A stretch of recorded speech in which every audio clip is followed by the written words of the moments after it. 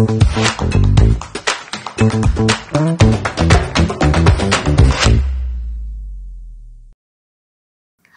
everyone, let's begin our lesson. Assalomu alaikum. Keling, darsimizni boshlaymiz. Today's topic is related to be and we will learn with you present auxiliaries of to be.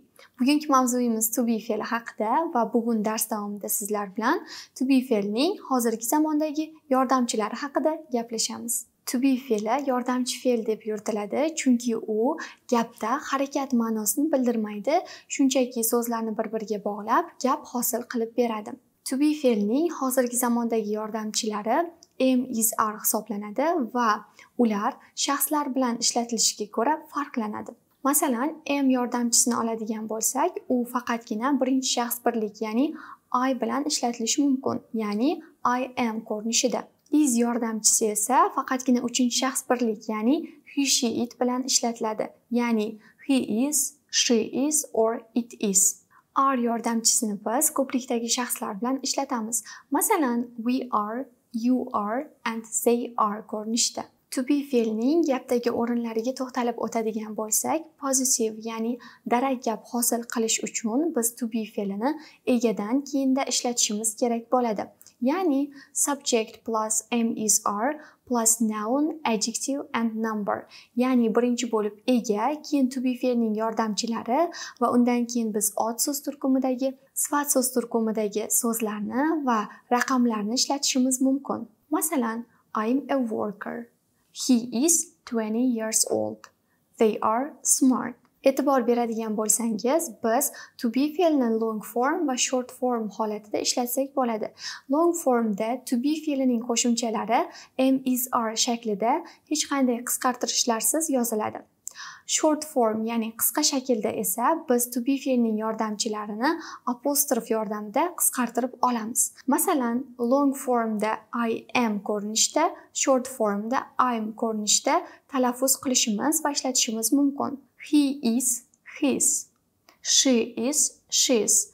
It is, its. They are, their ko'rinishda qisqartirilishi mumkin. Agar to be fe'ldan foydalanib inkor gap hosil qilmoqchi bo'lsak, biz not yordamchisidan foydalanishimiz kerak bo'ladi va not yordamchisining gapdagi o'rni to be fe'ldan keyin hisoblanadi. Ya'ni subject plus am, is, are plus not plus noun, adjective and numbers. Not yordamchisidan o'zbek tilidagi emas so'zini hosil qilish uchun foydalaniladi. Masalan, I'm not 18. She's not a student. We are not hungry. E'tibor beradigan bo'lsak, not yordamchisi to be fe'lining am, is, are yordamchilaridan keyin ishlatiladi va bu holatda ham biz qisqartma shakllardan foydalanishimiz mumkin. Ya'ni I am not, I'm not, she is not, isn't, we are not, we aren't ko'rinishda qisqartirilishi mumkin. Ya'ni is not emas, isn't, are not emas, aren't shaklida. To be fe'ldan foydalanib so'roq shakl yasamoqchi bo'lsak, biz to be ning yordamchilari, ya'ni am, is, are ni egadan oldinga ishlatishimiz kerak bo'ladi.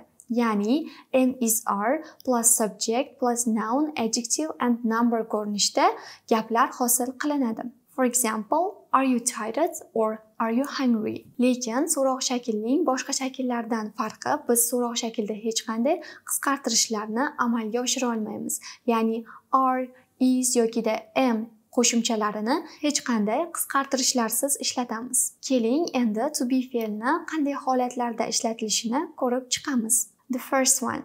When you want to tell about jobs and professions. Agar siz kasblar haqida gapirmoqchi bo'lsangiz, to be fe'ldan foydalanasiz. For example, he is a translator. U tarjimon. And the second one, descriptions. Agar siz biror bir narsaga yoki kishiga ta'rif bermoqchi bo'lsangiz, to be fe'ldan foydalanasiz.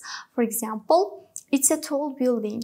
U baland bino. And the third one, ages. Agar siz kimningdir yoshini aytmoqchi bo'lsangiz, to be fe'ldan foydalanasiz. Masalan, she is 15. U 15 yoshda. And the last one, with places. Biz joylarni aytish uchun ham to be fe'ldan foydalanishimiz kerak bo'ladi. For example, this is Toshkent or it's an educational center.